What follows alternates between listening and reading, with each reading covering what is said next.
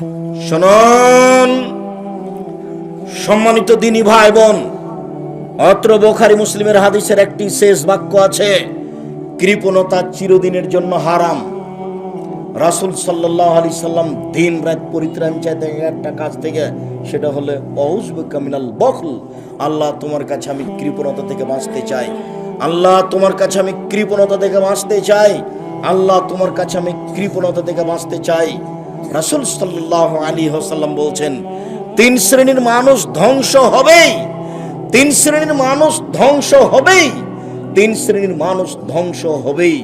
তার এক শ্রেণীর মানুষ হচ্ছে যে কৃপণতা থেকে নিজের উপরে প্রাধান্য দিয়েছে, সে ধ্বংস হবেই। অত্যাকু সোহা, তোমরা কৃপণতা থেকে বেঁচে থাকো, কৃপণতা তোমাকে ধ্বংস করবে, কৃপণতা চিরদিনের জন্য হারাম। জীবনে বেঁচে থাকার জন্য, সফলতার জন্য মাঝে মধ্যে 10 টাকা, 5 টাকা, 20 টাকা, 500 টাকা দান করার একটা পথ বের করবেন। বৈধ জায়গাতে দান করার চেষ্টা করবেন, ফকির মিসকিন খুঁজে বের করবেন। আপনাকে বলা হয়েছে বহুদিন, রাসূল সাল্লাল্লাহু আলাইহি সাল্লামকে জিজ্ঞাসা করা হয়েছিল মানুষের জীবনে সবচেয়ে ভালো কাজ কি? তখন রাসূল সাল্লাল্লাহু আলাইহি সাল্লাম উত্তরে বললেন, মানুষের জীবনে সবচেয়ে ভালো কাজ হচ্ছে দুস্থ গরিব ফকির মিসকিনকে খেতে দেওয়া। তার জন্য তো আপনাকে বলা আছে যে আপনার স্ত্রীর স্বভাব হতে হবে আপনার মায়ের মতো।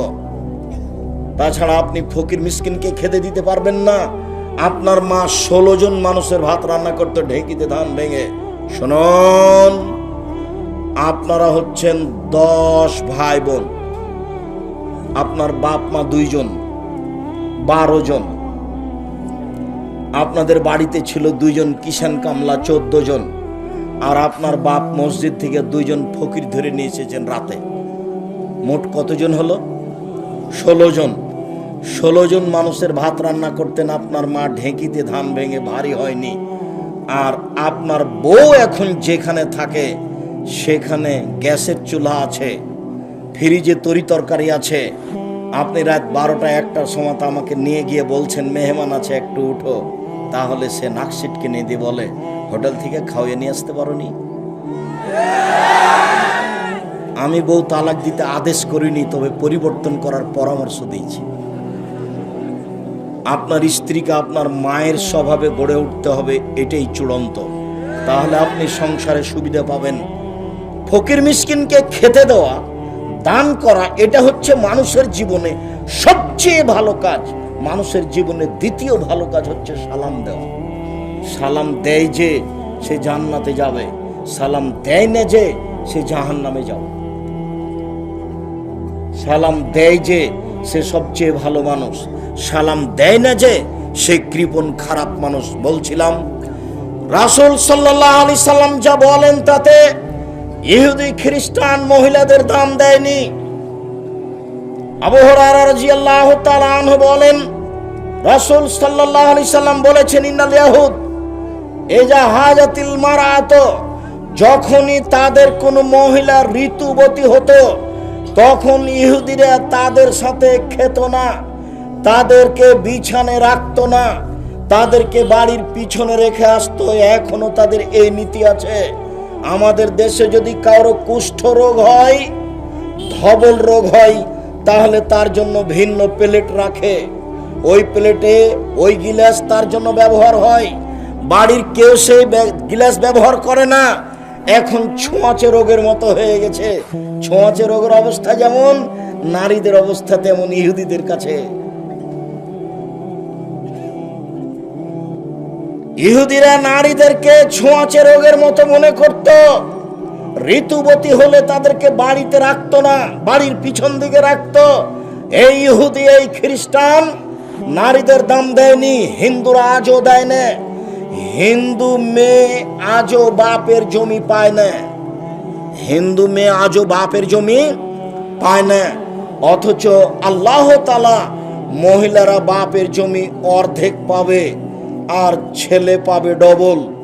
এইটা যদি কেউ মনে করে যে আল্লাহ কি এখানে ইনসাফ করেছেন, মেয়ে পাবে অর্ধেক ছেলে পাবে ডবল, এটা কেমন হয়ে গেল? শুনুন, এইটার কয়েকটা কারণ আছে। তার 1 নাম্বার কারণ হচ্ছে আপনার স্ত্রী নিয়ে এসেছে 1 ভাগ তার বাপের কাছ থেকে, আর আপনি পেয়েছেন 2 ভাগ, এই হলো মোট 3 ভাগ। আপনার বোন নিয়ে গেছে 1 ভাগ, আর আপনার ভগ্নিপতি পেয়েছে 2 ভাগ, এই হলো তারা সবাই মিলে 3 ভাগ। বুঝা যায়নি কথা? আবার বলে, এই ছেলে একটু অপেক্ষা করুন, বোকামির পরিচয় দিবেন না, এখন চা খেতে হবে না, ব্যস্ততা আমাকে দেখাতে হবে না। 11টার সময় আমি বাসা থেকে বের হয়েছি, 2-2.5 ঘন্টা আমি রাজশাহী বিমানবন্দরে অপেক্ষা করেছি। কুয়াশার কারণে ঢাকা থেকে রাজশাহী বিমান যায়নি। ঢাকায় এসে যেখানে দাওয়াত ছিল সেখানে খাওয়া দাওয়ার পরে প্রয়োজনীয় কিছু কথা ছিল, সেটা 7টা, 7:30 এরকম হয়ে যায়। ওখান থেকে বের হয়ে আমি এখানে এসেছি, আপনার সামনে আমি কথা বলছি, আপনি আমাকে কিসের ব্যস্ততা দেখাচ্ছেন? আপনি কিসের আমাকে পেশাব পায়খানা দেখাচ্ছেন? কিসের ব্যস্ততা দেখাচ্ছেন? হলেও কোনোদিন এরকম চিন্তা ভাবনা রাখবেন না। ভালোবাসা নিয়ে এসেছেন, কথা শেষ হবে, ভালোবাসা বজায় রেখে যাওয়ার চেষ্টা করবেন। উপস্থিত বৈঠকের দিনই মুসলিম বোন, কথা বন্ধ করুন। এই মেয়ে, তোমাকেই বলছি, কথা বলছো কেন? আপনি মুসলিম মহিলা এসেছেন, অপেক্ষা করুন, আপনার জন্যই কথা বলছি। শুনুন, আপনার জন্যই কথা বলছি। উপস্থিত বৈঠকের মুসলিম বোন, আপনি খেয়াল করুন, আপনার জন্যই কথা বলছি। এদিকে দেখুন, কেউ যদি বলে যে ইসলাম কি মহিলাদের সাথে ঠিক আচরণ করেছে, মেয়ে পাবে অর্ধেক, 3 ভাগের 1 ভাগ পাবে মেয়ে, আর 2 ভাগ পাবে ছেলে, তো বাহ্যিকে তো মনে হচ্ছে যে ইনসাফ হয়নি। কিন্তু তোমার বোন নিল 1 ভাগ, আর তোমার ভগ্নিপতি তার বাপের জমি পেয়েছে 2 ভাগ, তো তোমার বোন আর তোমার ভগ্নিপতি 2 জন মিলে কত হলো? 3। এবার তুমি পেয়েছো 2 ভাগ, আর তোমার স্ত্রী নিয়ে এসেছে 1 ভাগ, কত হলো? 3। তো মূলের উপরে সব ঠিক নেই? ঠিক আছে। এইবার আরো তোমার ভাগটা ডবল কেন? তোমার বোনের ভাগ অর্ধেক কেন? তোমার বাপ মারা গেলে তোমার বাপের যত আত্মীয় স্বজন বন্ধু বান্ধব ছিল সব তোমার বাড়িতে আসবে, তোমার বোনের বাড়ি যাবে না। কেননা এটাই হলো তোমার বাপের বাড়ি, আর তোমার বোনের বাড়ি তোমার বাপের বাড়ি নয়। তাহলে সব মেহমানকে দেখাশোনা খাওয়া দাওয়া কাকে করাতে হবে? তোমার ভাইকে। এই জন্য জমি এখানে বেশি। 2। 3, তোমার বোন যদি তালাক প্রাপ্তা হয়ে যায়, বা তোমার ভগ্নিপতি দুলাভাই যদি মারা যায়, তাহলে তোমার বোন কোথায় আসবে? ভাইয়ের কাছে চলে আসবে, তোমার কাছে চলে আসবে। তো যদি অর্ধেক হয়ে গিয়ে থাকে তাহলে তো এখানে সমস্যা আছে। এখন বেশি জমি তোমার ভাইয়ের কাছে, তোমার কাছে আছে, যাতে করে তোমার বোন এখানে সহজেই জীবিকা নির্বাহ করতে পারে, তুমি যেন পয়সা খরচ করে তার আবার বিবাহ দিতে পারো। না বুঝে চিন্তা ভাবনা করলে মনে হবে ইসলাম মনে হয় এখানে ইনসাফ করেনি। ইসলামী একমাত্র মহিলাদের মর্যাদা উল্লেখ করেছে। কয়েকটা আয়াত, কয়েকটা হাদিস আপনাকে আমি শোনাই। মর্যাদা মহিলাদেরকে রক্ষা করতে হবে, অন্য কেউ রক্ষা করতে পারবে না। মর্যাদা যাকে দেওয়া হয়েছে তাকে রক্ষা করতে হবে, মর্যাদা যাকে দেওয়া হয়েছে তাকে রক্ষা করতে হবে। এইগুলা, এই 1 বোতল পানি আপনাকে দেওয়া হয়েছে, তো পানি রক্ষা আপনি করবেন না আমি করব? আপনি যদি বোতলটা নিয়ে পানিতে ড্রেনে ফেলে দেন তাহলে রক্ষা তো আপনি করলেন না। মহান আল্লাহ বলেন, অকারনা ফি বুয়ুতিকুন্না ওয়ালা তাবাররাজনা তাবারুজাল জাহিলিয়াতিল উলা। হে মুসলিম মহিলা, তোমরা বাড়িতে থাকো। বন্যতার যুগে, বর্বরতার যুগে, অসভ্যতার যুগে নারীরা যেভাবে প্রদর্শনী দিয়ে চলতো সেভাবে চলো না। এটা আল্লাহর প্রথম আদেশ নারীদের মর্যাদা রক্ষা করার জন্য। নারী যদি হাট বাজার করতে চায় তাহলে তাদের মর্যাদা রক্ষা হবে না। নারী যদি ব্যবসা বাণিজ্য করে টাকা ইনকাম করতে চায়, নারী যদি চাকরি করে টাকা ইনকাম করতে চায়, তাহলে সে তার মর্যাদা রক্ষা করতে পারে না। মুহাম্মদ সাল্লাল্লাহু আলাইহি সাল্লাম বিদায় ভাষণের সময় বলেছিলেন, হে মানুষ, ফাত্তাকুল্লাহ ফিন্নিসায়ে, তোমরা মহিলাদের ব্যাপারে আল্লাহকে ভয় করো। ইন্নাকুম আখাযতুমুহুন্না বিকালিমাতিল্লাহ, তোমরা তাদেরকে নিয়ে এসেছো আল্লাহর কালেমায়, মানে বিবাহ পড়িয়ে। ওয়াস্তাহলালতুম ফুরুজাহুন্না বিআমানিল্লাহ, তোমরা আল্লাহর নিরাপত্তায়, আল্লাহর কালেমার মাধ্যমে তাদের সাথে সংসার করা বৈধ করেছো। অতএব আমার শেষ ভাষণের কথা মনে রেখো, আলাইকুম রিজকুহুন্না কিসওয়াতুহুন্না, তোমাদের উপরে রয়েছে তাদের খাওয়ার দায়িত্ব, তোমাদের উপরে রয়েছে তাদের থাকার দায়িত্ব। তাদের থাকার ব্যবস্থা করে দিতে হবে, তাদের খাওয়ার ব্যবস্থা করে দিতে হবে, তাদের পোশাক পাতির ব্যবস্থা করে দিতে হবে। এই দায় দায়িত্ব পুরুষের। গার্মেন্টসে চাকরি করে স্বামীর সংসার দেখতে হবে, এরকম আদেশ আল্লাহ করেননি। চাকরি করে পয়সা ইনকাম করে স্বামীর সাথে পাল্লা দিয়ে সংসার করতে হবে, এই কথা আল্লাহ বলেননি।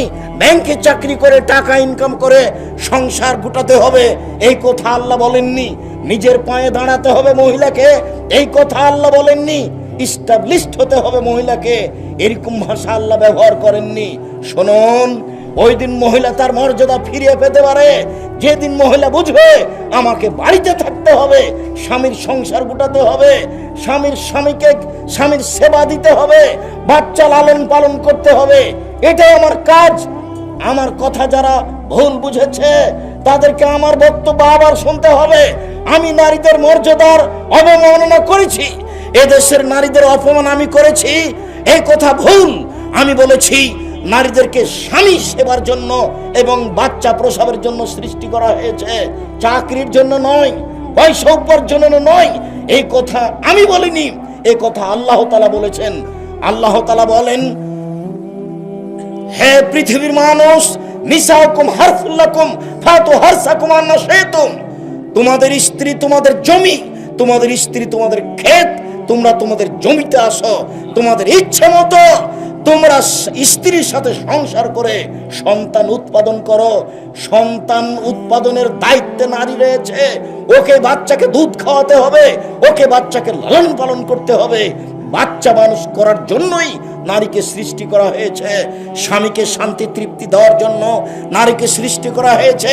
অমিন আয়াতিহান খালাকালাকুম মিন আনফুসিকুম আজওয়াজান লিতাসকুনু ইলাইহা, পৃথিবীর মানুষ তোমাদের স্ত্রীদেরকে তোমাদের পক্ষ থেকে, তোমাদের পাশ থেকে সৃষ্টি করা হয়েছে তোমাদের শান্তি দেওয়ার জন্য, তোমাদের তৃপ্তি দেওয়ার জন্য। নারীকে তার স্বামীকে তৃপ্তি দেওয়ার জন্য সৃষ্টি করা হয়েছে, এ কথাই চূড়ান্ত। আমি যেটা বলেছি সেটা এখন নয়, কিয়ামত পর্যন্ত চূড়ান্ত। যারা বুঝেনি তারাই আমার বিরোধিতা করেছে। তোমার মতো লোক দিন রাত যদি আব্দুর রাজ্জাক বিন ইউসুফের বিরুদ্ধে বলে, আমি তোমার কথার সরিষা সমপরিমাণ ভ্রুক্ষেপ করি না। আমার জীবনে আমি অপ্রয়োজনীয় কথা বলি, এটা আমার মনে বলে না। আমি কোনো একটা কথা না দেখে বলি, এটা আমার মনে বলে না। তবে আমি মানুষ, আমার কোনো জায়গাতে ভুল থাকতে পারে, তবে আপনি অত স্বাভাবিকভাবে ভাববেন না যে আমি নারীদের মর্যাদার হানি করেছি। নারীদেরকে বাচ্চা মানুষ করার জন্য, বাচ্চা জন্ম দেওয়ার জন্য সৃষ্টি করা হয়েছে, এটাই চূড়ান্ত। স্বামীকে শান্তি তৃপ্তি দেওয়ার জন্য নারীকে সৃষ্টি করা হয়েছে, এটাই চূড়ান্ত। তাকে পয়সা উপার্জন করতে হবে, তাকে চাকরি করতে হবে, তাকে হাট বাজার করতে হবে, তাকে অফিস আদালত করতে হবে। এর জন্য নারীকে সৃষ্টি করা হয়নি। প্রায় অফিসার নারী, এগুলো হচ্ছে জাহেলিয়াত। জাহেলিয়াত আবার ফিরে এসেছে। মানুষ মেয়েকে মাটিতে কয়দিন পরে পুঁতে দেবে, এ কথাই ঠিক।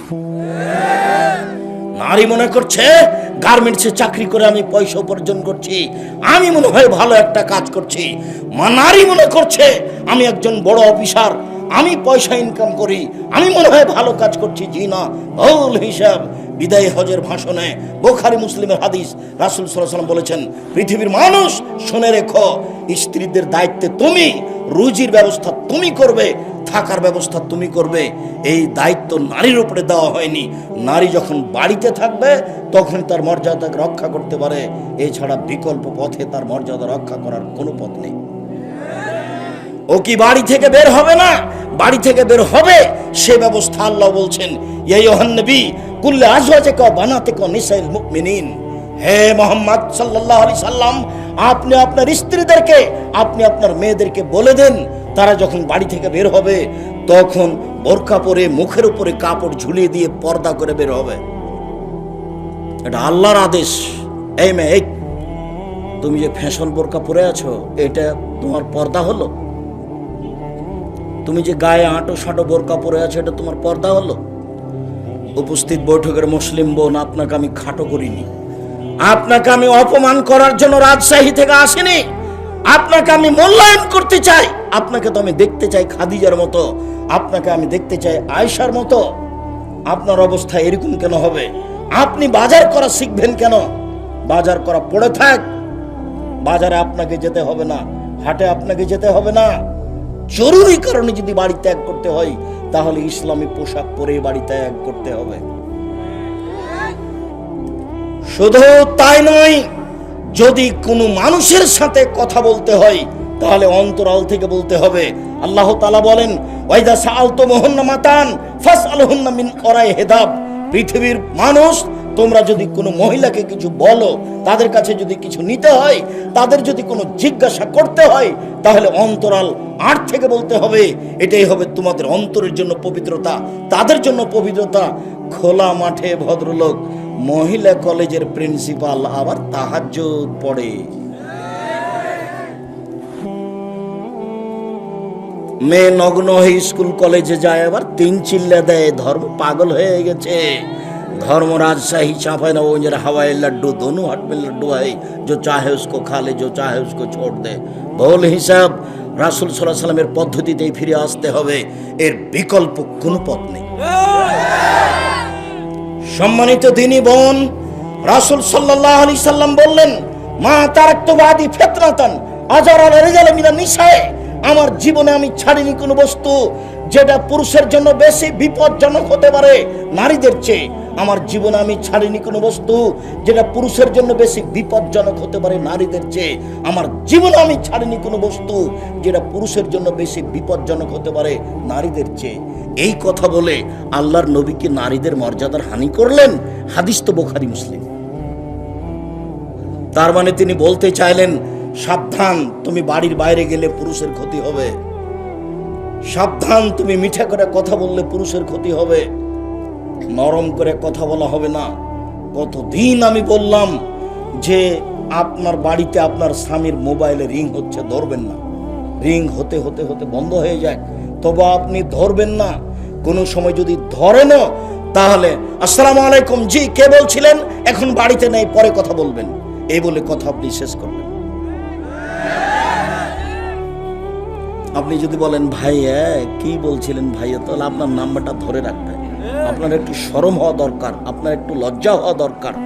আপনি কেন নরম করে কথা বলবেন? কোরআন মাজিদে আল্লাহ বলছেন যে কণ্ঠ হচ্ছে নারী, কণ্ঠ নারী, অতএব শক্তভাবে কথা বলতে হবে, এটা আল্লাহর আদেশ। রাসূল সাল্লাল্লাহু আলাইহি সাল্লাম এই কথা বলেছেন, আপনাকে বিবেচনা করতে হবে এই কথা তিনি কেন বললেন, যে আমার জীবনে আমি ছাড়িনি কোনো বস্তু যেটা পুরুষের জন্য বেশি বিপজ্জনক হতে পারে। নারী হচ্ছে পুরুষের জন্য সবচেয়ে বেশি বিপজ্জনক বস্তু। সম্মানিত দিনী ভাই বোন, রাসূল সাল্লাল্লাহু আলাইহি সাল্লাম বলেন, ফাত্তাকু দুনিয়া ওয়াত্তাকু নিসা, পৃথিবীর মানুষ, তোমরা দুনিয়া থেকে বেঁচে থাকো, তোমরা পৃথিবী থেকে বেঁচে থাকো। মহিলা থেকে বেঁচে থাকো, তোমরা পৃথিবী থেকে বেঁচে থাকো। মহিলা থেকে কেন বাঁচতে বললেন? হাদিস তো বুখারী মুসলিম। মহিলা কি কোনো গোখরা সাপ, গমা সাপ? মহিলা কি কোনো আগুন? মহিলা কি জাহান্নাম? মহিলা কি কোনো গরু ছাগল? ও কি বাঘ ভালুক? কেন তিনি বললেন তোমরা মহিলা থেকে বেঁচে থাকো? এই ছেলে, শতবার আমি তোমাকে বলেছি, কোনো মেয়ের নাম্বার যেন তোমার মোবাইলে না থাকে। তোমাকে আবারও বলছি, তুমি তওবা করে উঠো, বাকি জীবন তুমি আর কোনোদিন কোনো মেয়ের সাথে কথা বলো না। রাসূল সাল্লাল্লাহু আলাইহি সাল্লামের এই কথার তুমি দাম দিতে শিখো। আল্লাহ রাসূল বলছেন, ফাত্তাকু দুনিয়া ওয়াত্তাকু নিসা, তোমরা দুনিয়া থেকে বেঁচে থাকো, তোমরা মহিলা থেকে বেঁচে থাকো। দুনিয়া কিন্তু অত্যাধুনিক যন্ত্র। বিচারের মাঠে মানুষকে অপমান করা হবে, জাহান্নামে দেওয়া হবে 4টি পদ্ধতিতে। এক, আপনার পাপকে আপনাকে দেখানো হবে মিসকালা যারাতিন খাইরা ইয়ারা মিসকালা যারাতিন শাররা ইয়ারা। বিন্দু মাত্র সরিষা সমপরিমাণ যদি পাপ করে থাকেন দেখানো হবে, সরিষা সমপরিমাণ যদি নেকি করে থাকেন দেখানো হবে। দেখেই বুঝতে পারবেন আমি অপরাধী। দুই, বিচারের মাঠে আপনার আমল নামা 99টা বিশাল বিশাল খাতা আপনার হাতে দিয়ে বলা হবে ইকরা কেতাবাক, তুমি তোমার আমল নামা নিজেই পড়ো। আপনি আরবি জানলেও পড়তে পারবেন, না জানলেও পড়তে পারবেন। পড়বেন আর বলবেন মালে হাদাল কিতাব লা ইগাদিরু সাগীরাতান ওয়ালা কাবীরা। কি আশ্চর্য ধরনের বই, জীবনের ছোট কথা লেখা আছে, বড় কথা লেখা আছে। আপনাকে অপরাধী প্রমাণ করা হবে আপনাকে বই পড়িয়ে। তিন, ইয়াউমাইজিন তুহাদ্দিসু আখবারাহা, এই মাটি টপ টপ টপ টপ করে কথা বলবে। আদম থেকে নিয়ে কিয়ামত পর্যন্ত যত মানুষ এসেছে, যত মানুষ আছে, যত মানুষ আসবে, সমস্ত মানুষের কথা মাটি ধরে রেখেছে, সমস্ত মানুষের কথা মাটি ধরে রেখেছে। এই মাটি বিচারের মাঠে top top top top top top করে কথা বলবে। চার, বিচার মাঠে মুখ সিলাই করে দেওয়া হবে, হাতে কথা বলবে, পায়ে কথা বলবে। হাত বলবে পা তুমি ঠিক বলেছ, হাতে যখন কথা বলবে পা তখন বলবে পা তুমি হাত তুমি ঠিক বলেছ। এই চারটি পদ্ধতিতে মানুষের বিচার করে মানুষকে জাহান্নামে দেওয়া হবে। এই মাটি হচ্ছে অত্যাধুনিক যন্ত্র, যার জন্য আল্লাহর নবী বলছেন তোমরা মহিলা থেকে বেঁচে থাকো এবং পৃথিবী থেকে বেঁচে থাকো। সম্মানিত দিনী ভাই বোন, রাসূল সাল্লাল্লাহু আলাইহি সাল্লাম বললেন যে ইয়াকুম দুখুল আলা নিসায়ে, তোমরা মহিলাদের কাছে যাওয়া থেকে বেঁচে থাকো। তাহলে কি মহিলাদের মানের হানি করা হলো? জি না, এসব বাক্য দিয়ে মহিলাদের নিন্দা করা হয়নি, বরং তাদের মর্যাদা রক্ষা করার জন্য রাসূল সাল্লাল্লাহু আলাইহি সাল্লাম এই কিছু বলেছেন। তিনি বলেছেন আদ-দুনিয়া কুল্লুহা মাতা, সারা পৃথিবী সম্পদ, ও খায়রু মাতাই দুনিয়াল মারাতু সালেহা, সারা পৃথিবী সম্পদ, উত্তম সম্পদ হচ্ছে ভালো নারী। অতএব সম্মানিত দিনী ভাই বোন, আমি আজকের মতো কথা লম্বা না করে, এই ছেলে, আমি উপস্থিত দিনী মুসলিম ভাই বোনের উপরে দুই তিনটা কথা আমি শেষের দিকে বলে যাচ্ছি। আমার জীবনে আপনার সাথে জরুরি কিছু কথা সম্পৃক্ত জড়িয়ে আছে। আমার জীবনের কিছু কথা আপনার সাথে জোরালোভাবে জড়িয়ে আছে। তার মনে রাখবেন, একটি কথা জীবনে সবচেয়ে যেটা প্রয়োজন মনে করবেন সেটা হলো 5 ওয়াক্ত সালাত আদায় করা। এই ছেলে, তুমি আমার হাতের দিকে লক্ষ্য করো 2-3 মিনিট। তোমার জীবনে যেটা সবচেয়ে জরুরি কাজ, পৃথিবীতে এর চেয়ে যেন তোমার জীবনে কোনো জরুরি কাজ না থাকে, সেটা হলো 5 ওয়াক্ত সালাত আদায় করা, নামাজ পড়া। দ্বিতীয়, তোমার জীবনে জরুরি কাজ বৈধ রুজি উপার্জন করা, চকলেট হলেও। 3, তোমার জীবনে জরুরি কাজ একটু কোরআন মাজিদ তেলাওয়াত করা, সূরা ইখলাস হলেও। 4, জরুরি প্রয়োজন ছাড়া 2 জন যেখানে বসে আছে সেখানে বসবেন না। জরুরি প্রয়োজন ছাড়া 2 জন যেখানে বসে আছে সেখানে বসবেন না। বসলে বদনাম হবে, আপনার ভালো চাল চলন চরিত্র টিকবে না। এই 4টি কথা জীবনের জন্য জোরালোভাবে গ্রহণ করে নেবেন। তারপরের কথাটি, উপস্থিত বৈঠকের মুসলিম বোন, আপনি 4টা কাজ করতে শিখুন, জান্নাতের সব দরজা খোলা আছে। 1, 5 ওয়াক্ত সালাত আদায় করবেন। 2, শামাত শাহরাহা, রমজান মাসের সিয়াম পালন করবেন। 3, আতাত বালাহা, স্বামীকে মেনে চলবেন, তিতা লাগলেও মিঠা লাগলেও। যতদিন স্বামীর সাথে আছেন, স্বামী গালি দিলেও তাকে মেনেই চলতে হবে। তার সাথে মুখ ভারী করে কথা বন্ধ করে থাকা যাবে না। কয়েক মাস থেকে আপনি স্বামীর সাথে কথা বলেন না, কয়েক বছর থেকে আপনি এক জায়গায় থাকেন, আপনার স্বামী এক জায়গায় থাকে, এরকম সংসার চলবে না। স্বামীকে মেনেই চলতে হবে। 4, জেনা থেকে বেঁচে থাকবেন, জান্নাতের সব দরজা আপনার জন্য খোলা, যে কোনো দরজাতে আপনি প্রবেশ করতে পারেন। সম্মানিত দ্বীনি মুসলিম বোন, আপনি শুনুন, এই 4টা কাজ করতে পারলে জান্নাতের আপনার সব দরজা খোলা, যে কোনো দরজাতে ঢুকতে পারেন। আর যদি কোনো মহিলার জেনা হয়ে যায়, তাহলে আজ থেকে তওবা করুন। আপনার তওবার কারণে এই পাপকে আল্লাহ নেকি দিয়ে পূর্ণ করে দিবেন। এই কথা আল্লাহ বলেছেন, এই কথা নবী বলেছেন। অতএব আপনি এই 4টা কথা মেনে চলার চেষ্টা করুন। 1, জেনায় লিপ্ত হবেন না। 2, স্বামীকে মেনে চলবেন। 3, রমজান মাসের সিয়াম পালন করবেন। 4, 5 ওয়াক্ত সালাত আদায় করবেন। জান্নাতের সব দরজা খোলা থাকবে ইনশাআল্লাহ। সম্মানিত দ্বীনি ভাই বোন, আমার শেষ কথাটি মনে রাখবেন, জামিয়া সালাফিয়ার জন্য দোয়া করবেন। আর বিশেষভাবে বই হিসাবে মিন্নাতুল বারি, আব্দুল্লাহর যে বই মিন্নাতুল বারি, বুখারীর ব্যতিক্রম ব্যাখ্যা, আর আমারও এই সলাতের উপরে, নামাজের উপরে একটা বই লেখার সাধ ছিল, সেই সলাতের উপরে, নামাজের উপরে বইটা নিয়ে যাবেন। আরও আমার একটা জরুরি কথা থেকে গেছে, সেটা হলো সবাকেই মাসিক আল ইতেসাম পত্রিকা পড়তে হবে।